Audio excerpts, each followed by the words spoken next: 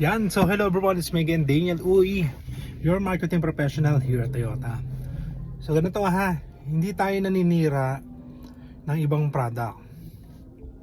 Pero what if mangyari sa ito na yung kliyente mo gusto lang ibenta yung sasakyan kasi gusto niyang bumili ng bagong Toyota na sasakyan. May nakausap ako at pwede ko naman banggitin to, no? At SM Fairview. So gusto niya bumili ng Toyota Active. Pero kailangan niya munang ibenta yung European car niya. Hindi ko naman pwedeng i-mention yung brand na yon kasi baka mamaya masyado tayong Pero European brand siya, no. Now, pina-appraise niya sa akin yung sasakyan niya.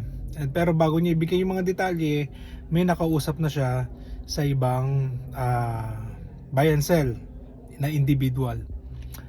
And ito na no, from 1.1 million pesos ang offer sa kanya 400,000. Okay? Bakit? Ang hirap ibenta ng European brand, especially kapag ikaw ay buy and sell. Okay? Kasi isa sa mga problema niyan yung after sales, kung may mabibili ka bang mga piyesa na ito and etc. Paano kung nasira yung ganito and etc. So